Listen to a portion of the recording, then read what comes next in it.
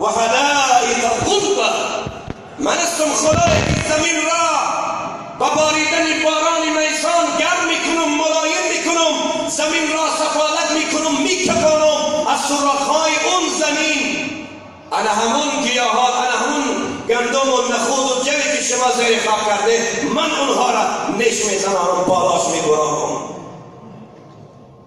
و گندم هایی که من شما زیر خاک میکنم، والله از من شما را خدا خدمتی من شما را زیادتر میکنه.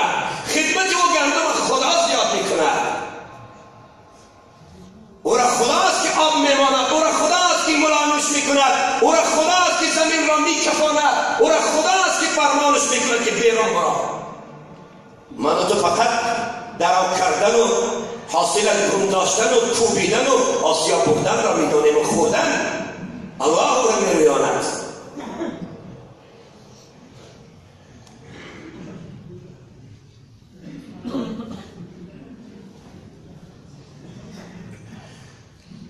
له ما فی السماوات و ما فی الارض. معنای آیت که اول آیت بلاهو میبیاد دست اوست، دست هیچ کس، هیچ قدرتمندی نیست. این عالمی هستی در اختیار الله است، در دست آن چیزی که در میان آسمان ها و زمین وجود دارد. باید ما به این ایمان داشته باشیم. اصل ایمان من شما همین است که او رب العالمین است، او صاحبی همه من شما و عالم و موجودات است. ما به این ایمان داریم.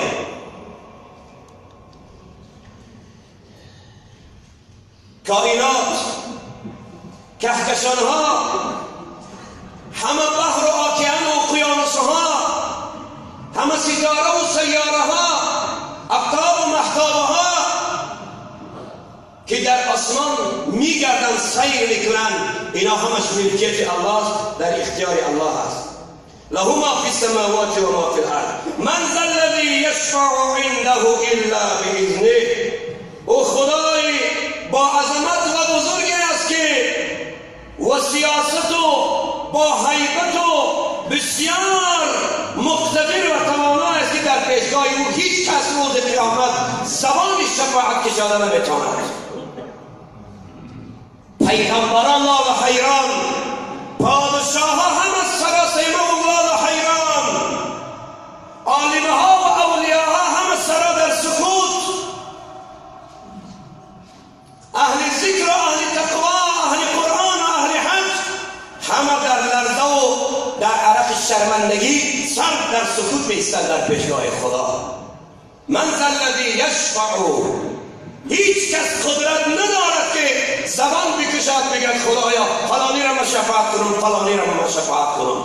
حتی پیغمبرها هم نه.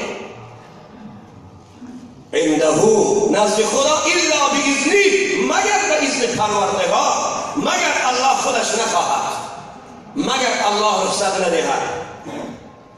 دیگر نه اولیاء و نه انبیاء، نه پادشاه و نه وزیر، نه رئیس و نه کسی دیگر، نه ثروتمند و نه هیچ کس را از ترس و واهمه الله جل جلاله نمیتواند شفاعت کند. انه الا باذنه، مگر با رخصت پروردگار. اگر الله اجازت بدهد این در اختیار خود اوست.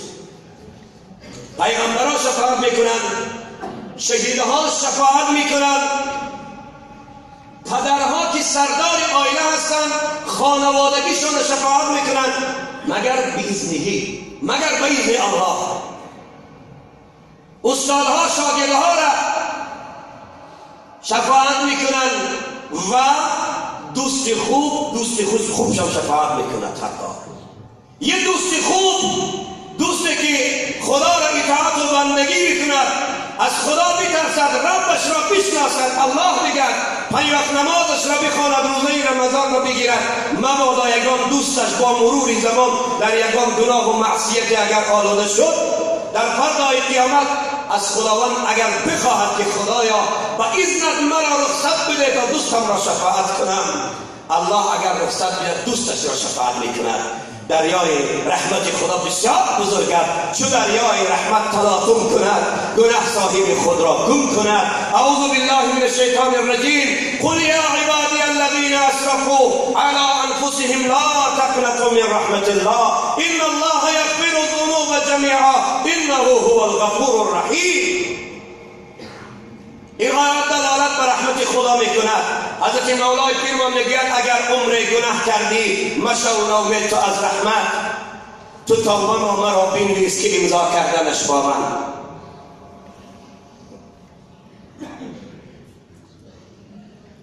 دوست خوبه چگونه گفتم شفاعت میکنه استعاذ بالله.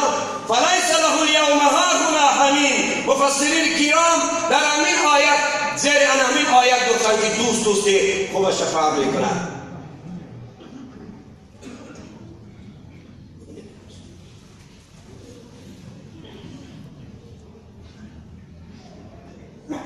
بنابراین شما فرزندان عزیز و جوانان بسیار هم مسلمان و با ایمان و با تقوا در دنیا برای خودتان دوست را انتخاب بکنید.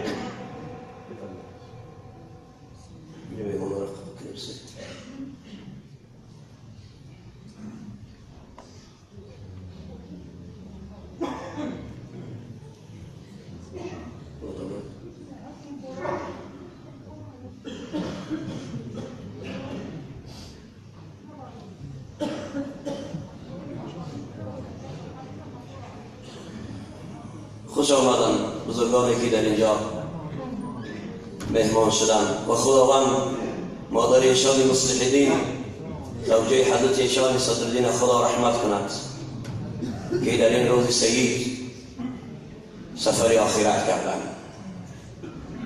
بنابراین برادران عزیز وقتی که در قیامت دوست که شفاعت میکردگی باشد، شما در این روی زمین خدا دوستی را به خود انتخاب بکنید که روز قیامت دستگیر شما باشد.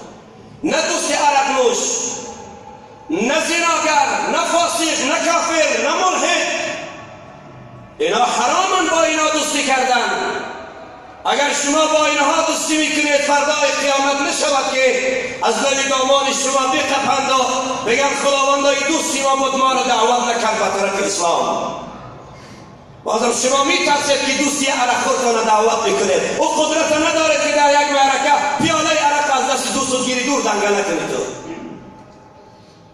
میترسی که یک زنی بی حجاب بی ستر اگر بگوی خواهر جان رومایل ببند.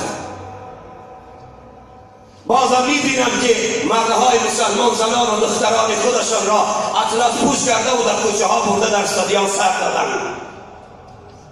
مصیبت است این، حرام. بدترین مصیبت امروز بالای اسلام است. به حیایی و به ستری زناتان دختراتان همه مسلمانی از شما. پس که خیلی بچم نیست که ببینم در کوچه ها امروز حساب دیدم چگونه چی مصیبت این زنها گرفتار شدن. الهی پناه ببرم از این بدی بندگانت. من الان گفتم نشود که این بدی بدبختا، نشود که فعل دختری مسلمان بچه مسلمان تو را ناراحت کند. خدایا غضبت را بالای ما بیاوری. جنگل که در گریف خشکتر همه میسوزد.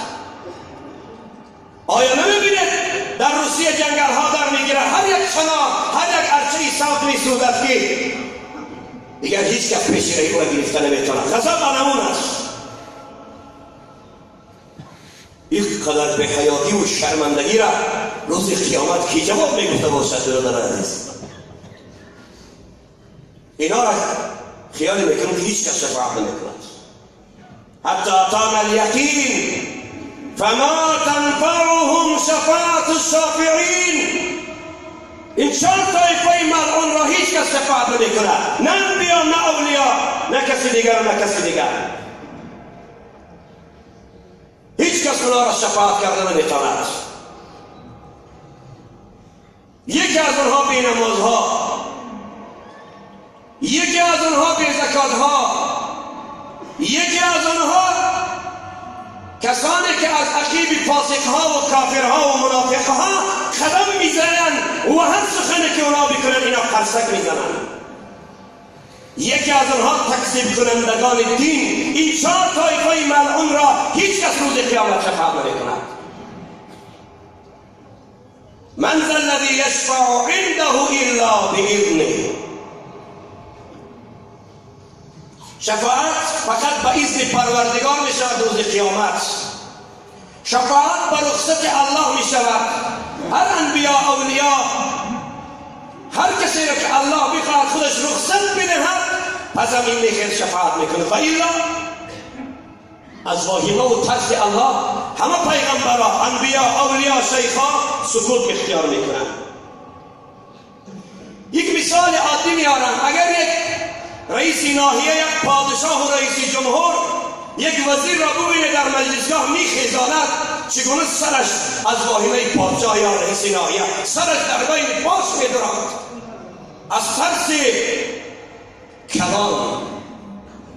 حالهایی که من و شما را در روز قیامت الله در محشرگاه میخیزاند، همه در پیشگاه خدا از عظمتی و بزرگی و قدرت الله سرا در زمین آمده میرسد.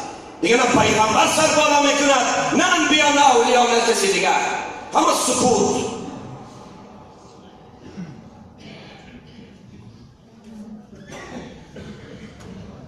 حتی که در روایت ها میخوندیم واهمه قیامت وقت اومایی که مردم را زر میکند، مردم گروه گروه نزد آدم علی نبینا و علیه السلام می آیند. ابوالبشر تو را پیغمبر خدا بودی، ابوالبشر بودی، پدری همه بندگان خدا هستی، در این روزی وقت ما بچه ها و فرزندانت را شفاعت نمی کنی؟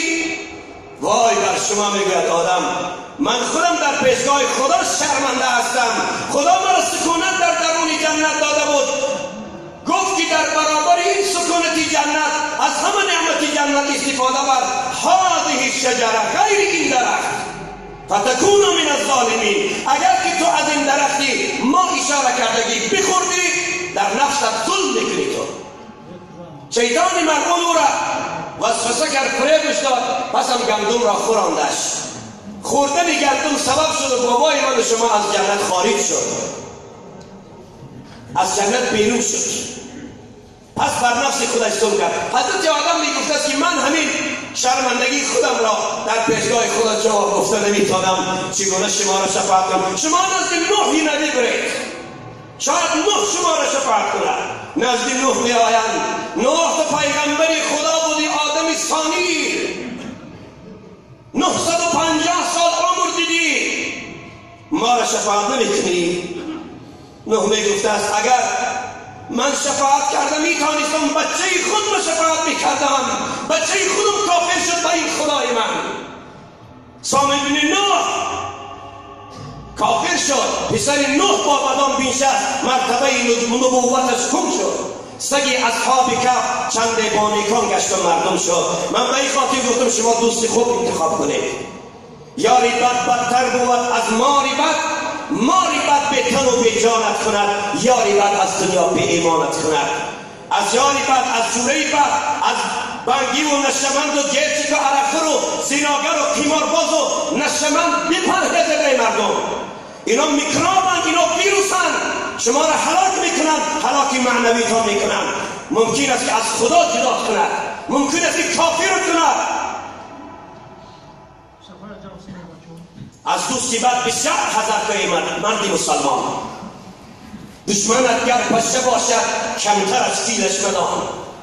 اگر یک پشه حکم باشد بدبخت از او احتیاط کن برادر عزیز، او چنین فیل کاش انجام میدهد. خدا این خواست را به ایمان کرد، کاری تو همش یک پای میشود.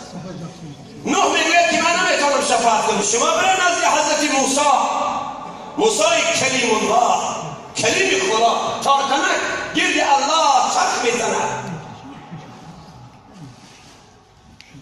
نزد موسی میآید، موسی ما را شفاعت میکنی؟ موسی میگوید من خودم شفاعت کردن نمیتونم، چگونه شما را شفاعت کنم؟ شما برین نزد عیسی. نزد عیسی میخوی که از بالا آمدن میگیرم تا عیسی آخرین پیغمبر از بنی اسرائیل. میاد عیسی ما را شفاعت میکنی؟ عیسی میگوید که بنده های خدا، او شرمندگی که مرا امتم در کره زمین شرمنده کرد، مرا بچه خدا گفتن، شگفت‌های تهمت‌های زیاده در پای من بستن، مرا در نزد خدای خود شرمنده کرد. کنه شما را شفاعت میکنم. نمیتونم. شما یک راه داره، نزد رحمت للعالمین حبیب دلها محمد بن عبدالله سفیر و وزیر خدا فرستاده الله جل جلاله گرفت. شاید اگر همین شفاعت نکند دیگر هیچ احد شما را شفاعت نمیکند. به همین می آید مردم نزد رسول صلی الله علیه و سلم و پیغمبر محبوب دلسوز امت، او که انا ارسلناک شاهدا و مبشرا و نذیرا و داعیا الی الله باذنه و سراجا منیرا، او که کافة للناس بشیرا و نذیرا است، او که خداوند تمام هستی عالم را برو به نام او حی کرد، زنده کرد، آفرید، دوام به طرف عرش الهی می رود، ودای کلام در سر در سجده می گذارد تا اندازه رسول الله زیر عرش الهی سر می ماند مردم مسلمان که تا که خداوند خودش نگوید که سرش نمی بردارد. چنان رسول الله فغان کردن در روز قیامت و در زیر عرش الهی که چنین فغان را هرگز در زندگیش رسول الله کرده نبود. الهی مناجات خوشنام، مناجات پیغمبر داره مردم بشنوید، برای من و شما میگوید الهی از تو میخواهم گناه عاصی امت را. مناجات توجه کنید. الهی از تو میخواهم گناه عاصی امت را، بکن آسان بین درماندگان رنج قیامت را. گذشتم از پدر از مادری خود از بری امت، تو هم بگذر الهی جرمی مهلی ندامت را. سیاه کردن دروی نام را از جرمی نادانی، به ما جار برای شستشو دریای رحمت را. نامه ها را سیاه کرده، نامه های اعمال به فعل بد و به گناه سیاه کرده که دیگر جای نمانده است که یک عمل خیر نوشته شود. سیاه کردیم دروی نامه را از جرم نادانی، به موج آورد برای شستشو دریای رحمت را. نبردارم سر سجده نبخشی امتان مرا، عطا کردی زی اول در دلم مهری شفاعت را.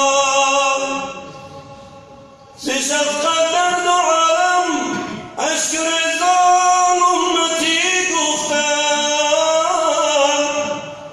نباشد امتان من نخواهم عیش جنت را. این گپ گفتگیه که پروردگار فرمان میداده است. حبیب من محمد، جان من محمد صلی الله علیه وسلم، سر تبردار حبیب من.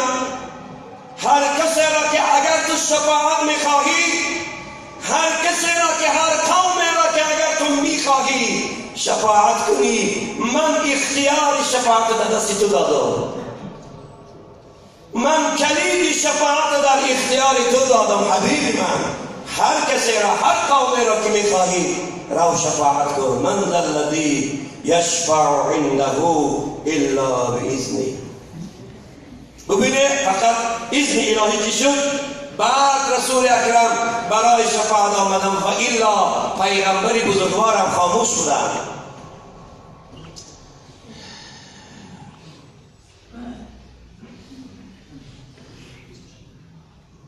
من ذا الذي يشفع عنده الا باذنه يعلم ما بين ايديهم وما خلفهم.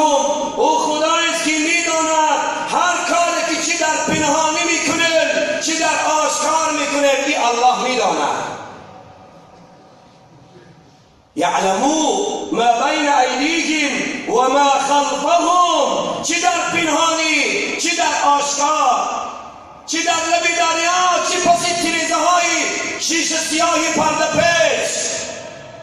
بعض اشکندمای حرامخور، بعض پولدارا، بعض منصبدارا، بعض کسایی که میبینی که خدا را فراموش کردن، کورکورانه و آشکار و پینهان و بے پروا جنایت صریح، جنایت آشکار، یگانگر ترس از خدا ندارد، یگانگر پروایی ندارد، نمیترسد از اون خدایی که مبادا در حالت جنایت کردن تو را فلج کند، مبادا تو را دیوانه کند، مبادا سگی ملعون تو را در دنیا شرمنده کند و در قیامت هم بے پروا. گویا خدا را میدیده باشد یا ایها الانسان ما غرک بربک الکریم، آی انسان تو را چه چیز مغرور کنید از یاد خدای کریم و مقتدر و توانا دور کردی خدا را. چرا بے پروایانه گناه؟ از گناه پرهیز باید کرد، از گناه بسیار پرهیز باید کرد. یعلم ما بین ایدیهم و ما خلفهم، این خدا به همه چیز میرسد. خدا هر لحظه عمر من و شما را حساب کرده شده است. ولا یحیطون بشیء من علمه الا بما شاء، و مردم هیچ چیز این مردم از علم خدا نمیدونن. حالی میگن فلانی پروفسور، فلانی اکادمیک، فلانی فلان، هیچ چیز از علم خدا این مردم نمیدونن. اوست ملا، اوست عالم، اوست حق، خونده ایم از علم او ما یک ورق. او الله عالم است، او استاد است، همه قدرت و توانای عالم در اختیاری مردم. ولا یحیطون بشیء من علمه الا بما شاء، هیچ چیز از علم خدا را نمیدونن. نه انبیا، نه اولیا، نه این دانشمندایی که در اروپا و در مملکت‌های ابد قدرت جاگ میزنن که ما عالمیم و دانشمندیم و پروفسوریم و فلان و بسمنان، هیچی خاک نمیدونن اینا. وسع کرسیه السماوات والارض، و خدایست که علم او فراگیرنده زمین و آسمان است. مفسرین کرام میگویند همین کرسی را به چند نمود تفسیر کردند. مراد از کرسی علم خدا. بعض از مفسران میگن مراد از کرسی علم خدا. علم خدا فراگیرنده تمام عالم است. یعنی علم خدا همه چیز آسمان و زمین، تمام موجودات نظاره کرده ایست. در بالا موجود خدا نظاره کننده است. با بعض از مفسران میگن از کرسی همان مخلوقی است که کرسی نام دارد خودش، یک مخلوق عظیم است. اگر ما زمین با همه پهناییش پهن کنیم، هفت آسمان اگر پهن کنیم و در بری زمین بیاریم پیوند بکنیم، در پیش کرسی مثل تنگه دهتینه است که در بیابان میپرتاییم. کرسی چنان مخلوق عظیم است که اگر هفت آسمان با هم وصل کنیم و زمین با آنها پیوند بکنیم، پهن بکنیم، در نزد کرسی مانند تنگه دهتینه که در بیابان میپرتایش نمیابی، انمون قدر مساحت دارد. وسع کرسیه، انمون صاحب کرسی الله است. باز در برابر کرسی خداوند عرش گفتن مخلوق دارد. این کرسی در پیش عرش مثل انمون تنگه دهتینه که در بیابان میپرتاید، با این کرسی در پیش عرش مثل انمون از مساحتش. علم دیده، بزرگی را دیساده، حیبت دیساده، قدرت دیساده، مقتدری و مدبری را دیساده. این علمی قدرت های الله را است. خدا از این قدرت ها خالی نیست.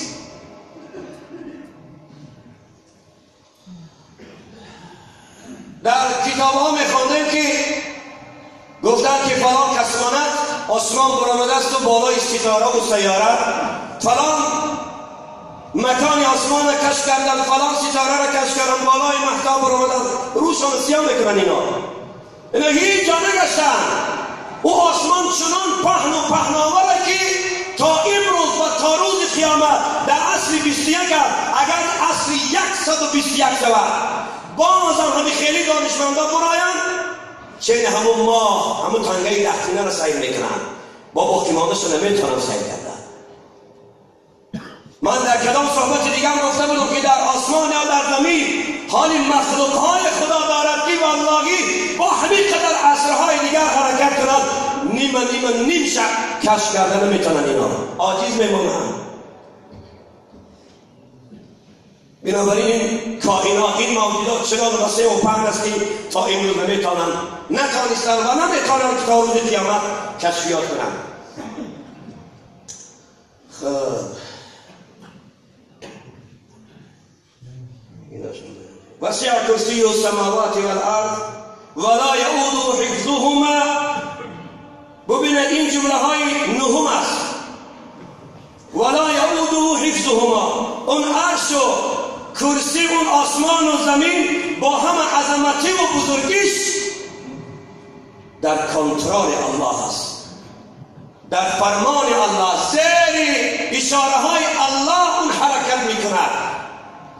اون مهتاب، اون آفتاب، اون ستاره هایی که در آسمان موجب میزند، اونا همه با اجازت، با رخصت پروردگار، حتی به اصطلاح امروز به رخصت خدای پاک از درخت کنده نمیشود. به این ما ایمان داریم. و هو العلی العظیم، او خدایی است که عالم و بزرگوار است و با عظمت و پر اقتدار است. معنای علی، عالی، بزرگوار است خداوند. بله، کسی در برابر او بزرگ شود؟ هیچ کس.